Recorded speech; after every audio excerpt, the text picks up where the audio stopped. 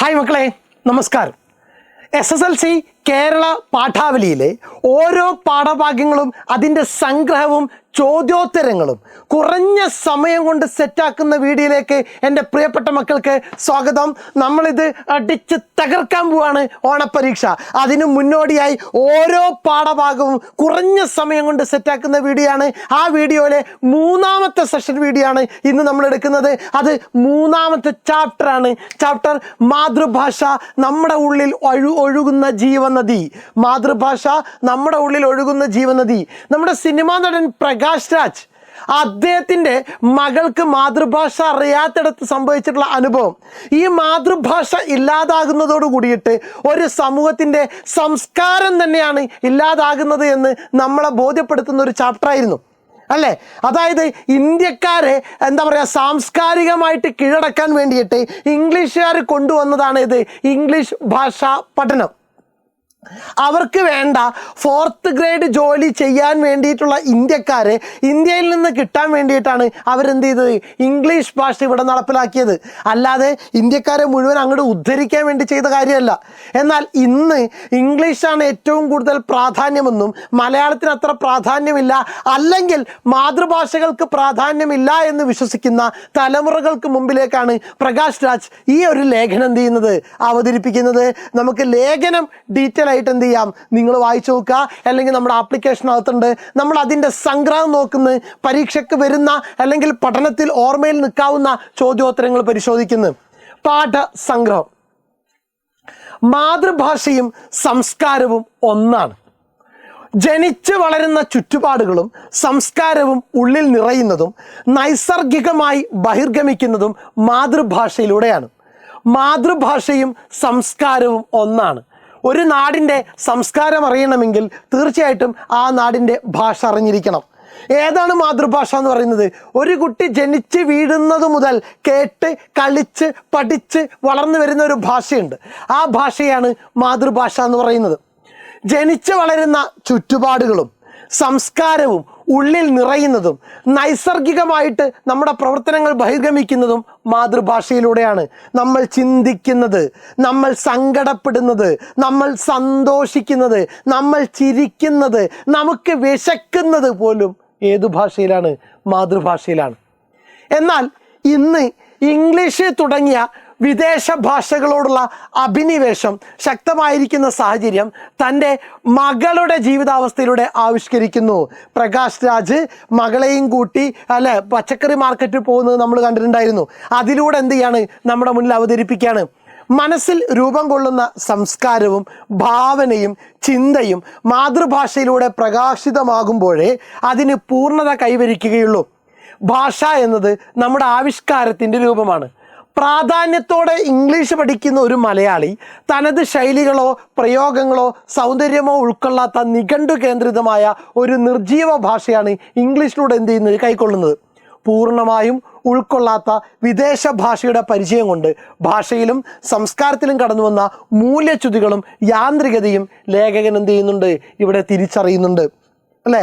Rain go away എന്ന് മഴ കിട്ടാത്ത നമ്മൾ എന്ത് ചെയ്യേണ്ട ആവശ്യമില്ല, പാടേണ്ട ആവശ്യമില്ല. കാരണം അത് അവരുടെ സംസ്കാരത്തിലെ അവരുടെ രാജ്യത്തെ കാലാവസ്ഥയുമായി ബന്ധപ്പെട്ടതായിരുന്നു. നമ്മൾ പാടേണ്ടത് എന്താണ്, വരാൻ വേണ്ടിയിട്ടാണ് എന്നുള്ള ഉദാഹരണങ്ങളൊക്കെ എന്ത് ചെയ്യുന്നു, പ്രകാശ് രാജ് അവിടെ ചൂണ്ടിക്കാണിക്കുന്നു. സെറ്റാണല്ലോ. ഇനി ചോദ്യോത്തരത്തിലേക്ക് നോക്കാം. മകൾക്ക് മാതൃഭാഷ അറിയാതിരുന്നത് ലേഖകനിൽ കോപവും ഉത്കണ്ഠയും നിറച്ചത് എന്തുകൊണ്ടായിരിക്കും? കണ്ടെത്തി അവതരിപ്പിക്കുക. ചോദ്യം നോക്കുക. മകൾക്ക് മാതൃഭാഷ അറിയാതിരുന്നത് ലേഖകനിൽ കോപവും ഉത്കണ്ഠയും നിറച്ചത് എന്തുകൊണ്ടായിരിക്കും? കണ്ടെത്തി അവതരിപ്പിക്കുക. ലേഖകൻ്റെ മാതൃഭാഷ കന്നഡ. എന്നാൽ ലേഖകൻ്റെ ഭാര്യ മകളെ സ്കൂളിൽ ചേർക്കുമ്പോൾ മാതൃഭാഷയ്ക്ക് പ്രാധാന്യം നൽകാതെ ഹിന്ദി, ഫ്രഞ്ച് തുടങ്ങിയ അന്യഭാഷകൾക്കാണ് പ്രാധാന്യം നൽകി അഡ്മിഷൻ എടുത്തത്. മാതൃഭാഷ സ്ഫുരിക്കുന്ന മധുരമായ രുചി എൻ്റെ മകൾ അറിഞ്ഞില്ലല്ലോ എന്നതായിരുന്നു അന്നത്തെ എൻ്റെ ഉത്കണ്ഠയും കോപത്തിനും കാരണം. കേവലം സംവദിക്കുന്നതിന് മാത്രമുള്ളതാണ് ഭാഷ എന്ന് ഇന്നത്തെ തലമുറ ചിന്തിച്ചു തുടങ്ങിയിട്ടുണ്ട്. അതിനപ്പുറം ഒരു ഭാഷയുടെ മഹത്വം അവർക്ക് മനസ്സിലാവുന്നില്ല. ലേഖകന്റെ അഭിപ്രായത്തിൽ ഭാഷ നമ്മുടെ ആവിഷ്കാരത്തിൻ്റെ രൂപമാണ്. സുഖദുഃഖങ്ങൾ വ്യക്തമാക്കുന്ന വാഹിനിയാണത്. സെറ്റാണല്ലോ. മാതൃഭാഷ സ്ഫുരിക്കുന്ന മധുരമായ രുചി എൻ്റെ മകൾ അറിഞ്ഞില്ലല്ലോ എന്നതായിരുന്നു അന്നത്തെ എൻ്റെ ഉത്കണ്ഠക്കും കോപത്തിനും കാരണം. ഇതാണ് 2 മാർക്കിന് ചോദിച്ചു കഴിഞ്ഞാൽ നമ്മൾ ഉത്തരം എഴുതേണ്ടത്. മറ്റേ സിറ്റുവേഷൻ എന്താണ്? ഉരുളക്കിഴങ്ങിന് പൊട്ടാറ്റോ എന്നൊക്കെ പറഞ്ഞിട്ട് എന്ത് ചെയ്യുന്നത്, പച്ചക്കറി മാർക്കറ്റിൽ ചെന്ന് അവരുടെ നാട്ടിലുള്ള ആളുകളോട് ഇംഗ്ലീഷ് പറയുന്നൊരു സാഹചര്യം. അപ്പോൾ മാതൃഭാഷ സ്ഫുരിക്കുന്ന മധുരമായ രുചി എൻ്റെ മകൾ അറിഞ്ഞില്ലല്ലോ എന്നതായിരുന്നു അന്നത്തെ എൻ്റെ ഉത്കണ്ഠയും കോപത്തിനും കാരണം. സെറ്റ്. ദെൻ നെക്സ്റ്റ്, നമ്മൾ വ്യത്യസ്തനാണ് എന്ന് സ്ഥാപിക്കാൻ വേണ്ടി മാതൃഭാഷ അല്ലാത്ത അന്യഭാഷകൾ സംസാരിക്കുന്നത് നമ്മുടെ ഉള്ളിലുള്ള സംസ്കാര ശൂന്യതയുടെ അടയാളമാണ്. നമ്മൾ വ്യത്യസ്തനാണ് എന്ന് സ്ഥാപിക്കാൻ വേണ്ടി മാതൃഭാഷ അല്ലാത്ത അന്യഭാഷകൾ സംസാരിക്കുന്നത് നമ്മുടെ ഉള്ളിലുള്ള സംസ്കാര ശൂന്യതയുടെ അടയാളമാണ്. സെറ്റാണല്ലോ. ദെൻ നെക്സ്റ്റ് ക്വസ്റ്റ്യൻ, മഴയില്ലാതെ തടാകങ്ങളും പുഴകളും വറ്റിപ്പോയിക്കൊണ്ടിരിക്കുന്ന നമ്മുടെ മണ്ണിൻ്റെ മക്കൾ റെയിൻ റെയിൻ ഗോ അവേ എന്ന് പാടാമോ? അവർ പാടേണ്ടത് എന്താണ്?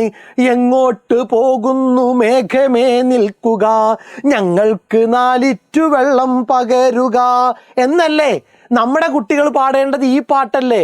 മഴ ഇല്ലാതെ വെള്ളം കിട്ടാതെ നമ്മൾ കൂടുതൽ കഷ്ടപ്പെടുന്ന സമയത്ത് ഇംഗ്ലണ്ടിലെ ആളുകൾ, നിരന്തരമായിട്ട് മഴ പെയ്യുന്ന സ്ഥലത്തുള്ള ആളുകൾ റെയിൻ റെയിൻ ഗോ അവേ എന്ന് പറയുന്ന പോലെയാണോ പാടേണ്ടത്? ലേഖകൻ്റെ ഈ ചോദ്യങ്ങൾ നിങ്ങളിൽ ഉണർത്തുന്ന ചിന്തകൾ എന്തെല്ലാം യുക്തിപൂർവ്വം സമർത്ഥിക്കുക. ലേഖകൻ്റെ ഈ ചിന്തകൾ, ഈ ചോദ്യങ്ങൾ നിങ്ങളിൽ ഉണർത്തുന്ന ചിന്തകൾ എന്തെല്ലാം യുക്തിപൂർവ്വം സമർത്ഥിക്കുക. നോക്കുക, ഒരു ഭാഷയിൽ അവിടുത്തെ ജനതയും ജീവിതവും പ്രാദേശികമായ സമ്പൽ സമൃദ്ധിയുമൊക്കെ കാണാവുന്നതാണ്. ഒരു ജനതയുടെ സംസ്കാരത്തെ തന്നെ ഇല്ലാതാക്കാൻ ഏറ്റവും എളുപ്പമാർഗം അവരുടെ മാതൃഭാഷ ഇല്ലാതാക്കുക എന്നതാണ്. ബ്രിട്ടീഷുകാർ അവരുടെ ഭാഷയായ ഇംഗ്ലീഷിനെ ഇന്ത്യയിൽ അടിച്ചേൽപ്പിക്കുകയായിരുന്നു. നമ്മുടെ നാടിനുമേൽ ആധിപത്യം സ്ഥാപിക്കാൻ ഉപയോഗിച്ചിരുന്ന ആയുധം അവരുടെ ഭാഷയായിരുന്നു. മനുഷ്യൻ ഏത് ഭാഷയാണോ സംസാരിക്കുന്നത് ആ നാടിൻ്റെ ആളായി മാറുമെന്ന സത്യം അവർക്ക് നന്നായി അറിയാമായിരുന്നു.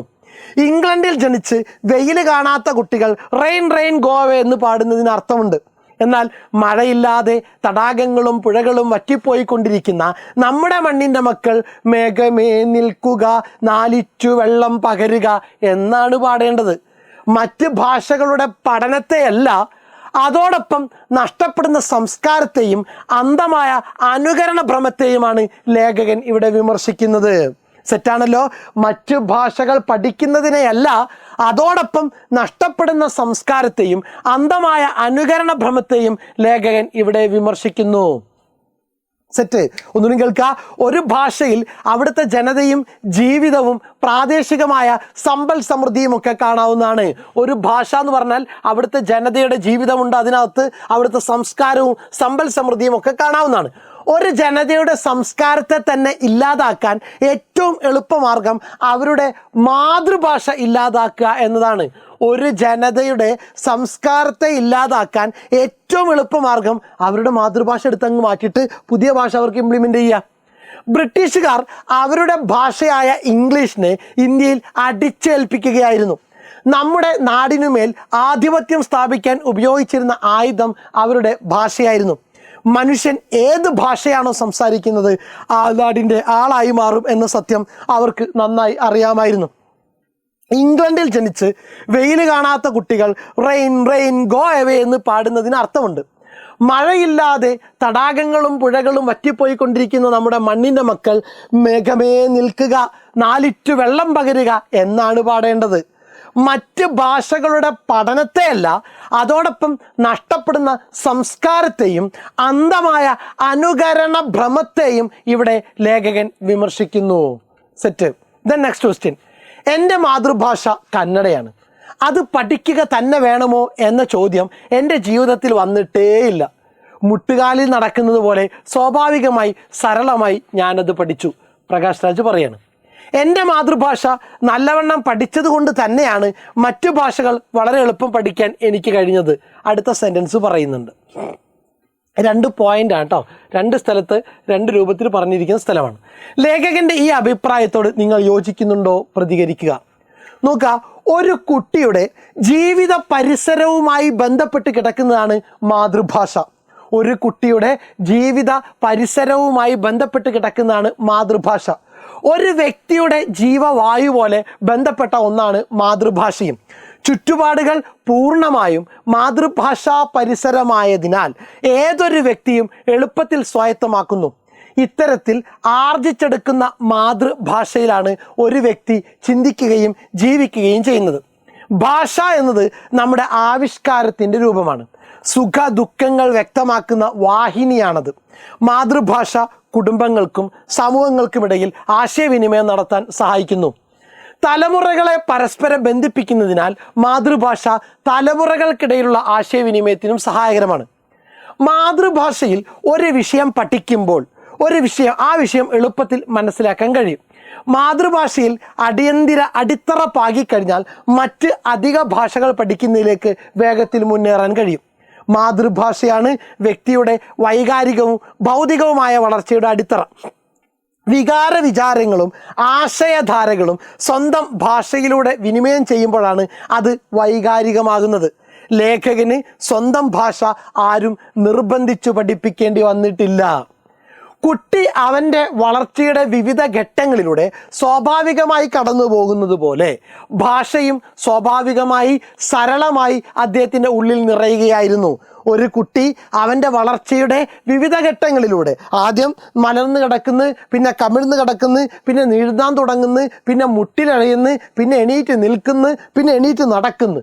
ഇങ്ങനെ കുട്ടി അവൻ്റെ വളർച്ചയുടെ വിവിധ ഘട്ടങ്ങളിലൂടെ സ്വാഭാവികമായിട്ട് കടന്നു പോകുന്നത് പോലെ ഭാഷയും സ്വാഭാവികമായി സരളമായിട്ടാണ് പഠിക്കുന്നത്. വ്യക്തി എവിടെയാണോ വളരുന്നത് അവിടെ നിന്നാണ് അവൻ്റെ ഭാഷ രൂപപ്പെടുന്നത്. മാതൃഭാഷ നന്നായി സ്വായത്തമാക്കിയ ആൾക്ക് മാത്രമേ മറ്റു ഭാഷകളിലും പ്രാവീണ്യം നേടാൻ കഴിയൂ. സെറ്റ്. ദെൻ നെക്സ്റ്റ് ക്വസ്റ്റ്യൻ നോക്കുക. ഒന്ന് ഗൂഗി വാ തിയോങ്കോയുടെ അഭിപ്രായമാണ് മനസ്സുകളുടെ അപനവകോളനീകരണം. അധിനിവേശ സാമ്രാജ്യത്വ സംവിധാനം എന്താണ് ഞങ്ങളെപ്പോലുള്ള കെനിയൻ കുട്ടികളിൽ ചെയ്തത്? ഗൂഗി വാ തിയോങ്ക പറയാണ്, ഒരു വശത്ത് ഞങ്ങളുടെ ഭാഷകളെയും അവയുടെ സാഹിത്യത്തെയും ക്രമാനുഗതമായി അടിച്ചമർത്തുകയും മറുവശത്ത് ആംഗലേയത്തെയും അതിൻ്റെ സാഹിത്യത്തെയും ആകാശത്തോളം ഉയർത്തുകയും ചെയ്തതിൻ്റെ പ്രത്യാഘാതം വലുതായിരുന്നു. കെനിയക്കാരുടെ ഭാഷയെ എടുത്തു കളയലായിരുന്നു കെനിയൻ സംസ്കാരത്തെ തകർക്കാൻ ഇംഗ്ലീഷുകാർ ചെയ്തത്. അതാണ് ഇവിടെ എന്ത് ചെയ്യുന്നത്, പരാമർശിക്കുന്നത്. ഇതേ അഭിപ്രായം പ്രകാശ് രാജും പറയുന്നു. ബ്രിട്ടീഷുകാർ നമ്മുടെ നാടിനുമേൽ ആധിപത്യം സ്ഥാപിക്കാൻ ഉപയോഗിച്ചിരുന്ന ആയുധം അവരുടെ ഭാഷയായിരുന്നു. മനുഷ്യൻ ഏതു ഭാഷയാണോ സംസാരിക്കുന്നത് ആ നാടിൻ്റെ ആളായി മാറും എന്ന സത്യം അവർക്ക് നന്നായി അറിയാമായിരുന്നു. മാതൃഭാഷയ്ക്ക് മേലുള്ള അധിനിവേശത്തിൻ്റെ പ്രത്യാഘാതങ്ങളെക്കുറിച്ചുള്ള രണ്ട് എഴുത്തുകാരുടെയും നിരീക്ഷണങ്ങൾ താരതമ്യം ചെയ്ത് കുറിപ്പ് തയ്യാറാക്കുക. ഗൂഗി വാ തിയോങ്കോ എന്ന കെനിയൻ എഴുത്തുകാരൻ്റെയും ലേഖകൻ്റെയും ഭാഷാധിഷ്ഠിത സമ്മർദ്ദത്തെക്കുറിച്ചുള്ള രണ്ട് അഭിപ്രായങ്ങളാണ് എടുത്തു കാണിച്ചത്. അപ്പോൾ ആദ്യം നമുക്ക് ആരെ പറയാം? കെനിയയിൽ അധിനിവേശ രാജ്യക്കാർ ബ്രിട്ടീഷുകാർ തന്നെ അവരുടെ ഭാഷയെയും സംസ്കാരത്തെയും അടിച്ചമർത്തി, കെനിയക്കാരുടെ ഭാഷയെയും സംസ്കാരത്തെയും അടിച്ചമർത്തി. എന്നിട്ട് ഇംഗ്ലീഷാണ് ഏറ്റവും വലിയ ഭാഷ എന്ന് പഠിപ്പിച്ചു. അവ കോളനീകരണം നടത്താൻ ആംഗലേയക്കാർ അഥവാ ബ്രിട്ടീഷുകാർ അവരുടെ ഭാഷ അടിച്ചേൽപ്പിക്കുകയാണ് ചെയ്തത്. ഇതാണ് ഗൂഗി വാ തിയോങ്കോയുടെ അഭിപ്രായം. സെറ്റ്. ഇനി നമുക്ക് അടുത്ത അഭിപ്രായം. ഇത് തന്നെയാണ് ഭാരതത്തിലും സംഭവിച്ചത് എന്ന് ലേഖകൻ തീർത്തും പറയുന്നു. നമ്മുടെ നാട്ടിൽ ഇംഗ്ലീഷ് ഭാഷ പ്രചരിപ്പിച്ചത് നമ്മെ ഇംഗ്ലീഷുകാരനാക്കി നമ്മുടെ നാടിനോടുള്ള സ്നേഹം അവസാനിപ്പിക്കാനാണ് ബ്രിട്ടീഷുകാർ അങ്ങനെ ചെയ്തത് എന്ന് ലേഖകൻ സമ്മതിക്കുന്നു. രണ്ട് നിരീക്ഷണങ്ങളും ഒരുപോലെ ശക്തവും ശരിയുമാണ്. സെറ്റാണല്ലോ? പഠിച്ചോളുക, സെറ്റാക്കിക്കൊള്ളുക, ടെക്സ്റ്റ് ബുക്ക് ഒന്നും വായിക്കുക. ഓക്കെ, നിങ്ങളുടെ വിലയേറിയ അഭിപ്രായങ്ങളും നിർദ്ദേശങ്ങളും തീർച്ചയായിട്ടും എന്ത് ചെയ്യണം? കമൻറ്റ് ബോക്സിൽ രേഖപ്പെടുത്തണം. ലൈക്ക് ചെയ്യാത്തവർ ലൈക്ക് ചെയ്തേക്കണം. ആദ്യമായി കാണുന്നവർ സബ്സ്ക്രൈബ് ചെയ്തേക്കുക ചാനൽ. Okay, thank you.